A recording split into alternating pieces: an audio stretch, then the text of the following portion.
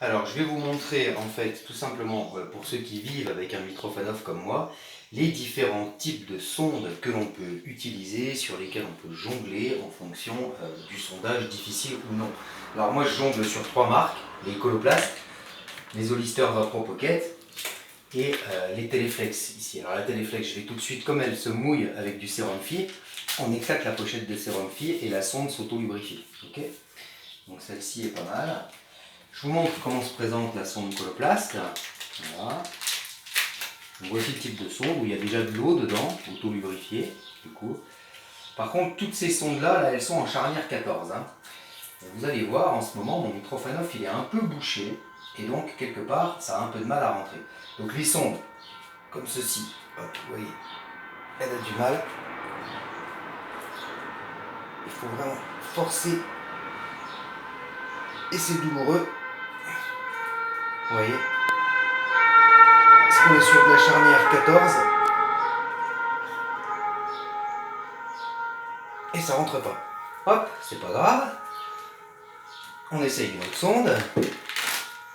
C'est comme ça qu'on fait lorsque vous avez des soucis. Il faut jongler sur les différentes marques.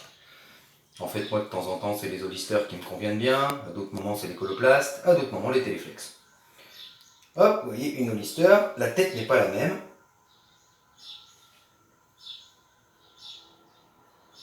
Et la pénétration se fait un peu mieux. Donc là, la sonde est rentrée. Et on va commencer à uriner par le Mitrofanov. Voilà. Voilà. Et ça urine. Voilà. Donc vous voyez, la Coloplast passait pas, j'ai tout simplement changé de sonde. Voilà. Il y a une autre marque, donc là j'enlève parce que je vais vous montrer aussi la dernière sonde. Tac. Voici. La fameuse sonde Teleflex dont la tête n'est pas pareille que les autres et elle a une tête, on va dire, plus rigide. Ce qui fait que quand vous avez un sondage qui est difficile, la Teleflex c'est pas mal. Vous voyez, la tête est beaucoup plus rigide en plastique. Et hop, ça rentre facilement. Par contre, c'est toujours assez douloureux puisque mon Mitrofanov est un peu serré en ce moment. Ce qui doit arriver à vous aussi de temps en temps. Donc là voilà, je me sonde avec la Teleflex. Une autre astuce, si vraiment aucune de ces sondes en charnière 14 ne passe, bêtement, vous changez la taille de la charnière. Et là je vous prends une sonde Teleflex en charnière 12.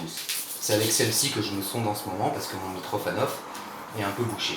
Après, il est toujours préférable de se sonder en charnière la plus grosse possible, puisque ça a tendance à maintenir le Mitrofanov dilaté et donc à éviter qu'il se resserre.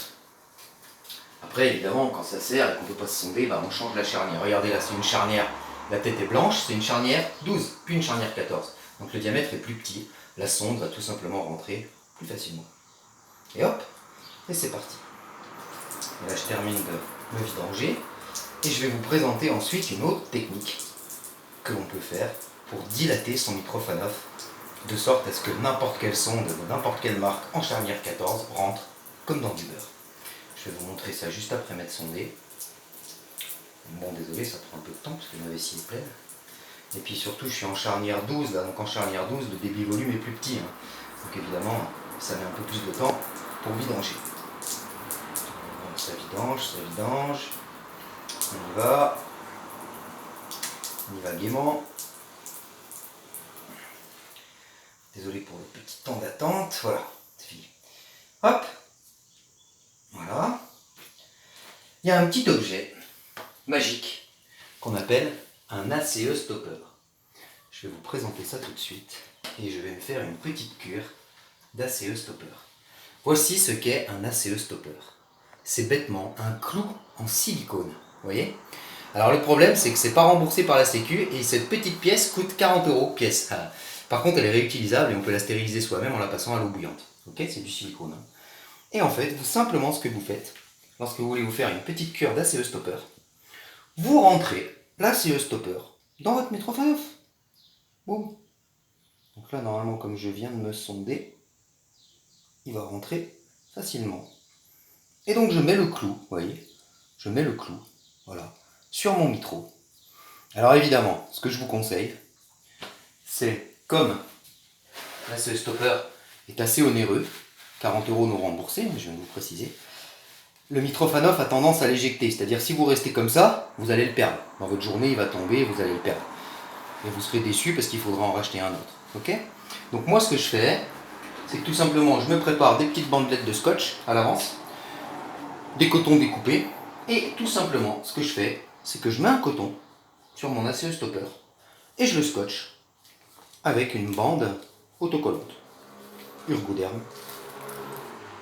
voilà, qui marche très bien.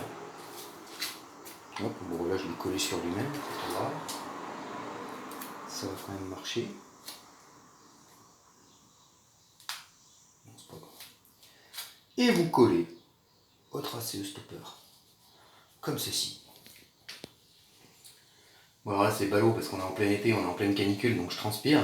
Du coup là, ça a du mal à coller en fait. Je vous présente juste ça pour la vidéo. Voilà. Et vous mettez vos bandes autocollantes comme ça pour bien maintenir votre ACE Stopper. Alors c'est un petit peu douloureux au début, mais après au final, ça marche bien. Ça marche bien. Voilà. Donc on en rajoute le maximum hein, pour ne pas perdre l'ACE Stopper, comme je vous précisais, puisque ça coûte cher. Voilà, je remets une bande comme ceci en général. Aussi. Bon là ça colle pas parce que je transpire. Et ça c'est dû.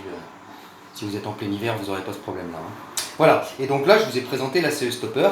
Dans 3 jours, je vous referai une vidéo et vous verrez la différence. N'importe quel des sons dans 14 que je vous ai présenté avant vont rentrer comme dans du beurre. Parce que qu'est-ce qui va se passer? Je vais porter ça pendant 3 jours et en fait ça va avoir pour effet de dilater le Mitrofanov. Excusez-moi le geste, c'est par là. Voilà, je vous dis à dans 3 jours et je vous remontrerai la différence d'une petite cure d'ACE Stopper, ce qui peut tout simplement éviter de se faire réopérer pour se faire redilater le Mitrofanov. Et ça permet en plus de pouvoir se sonder sur une charnière plus élevée, ce qui maintient à la longue la dilatation du Mitrofanov. Et donc un sondage facile. Voilà, merci à vous, à plus tard.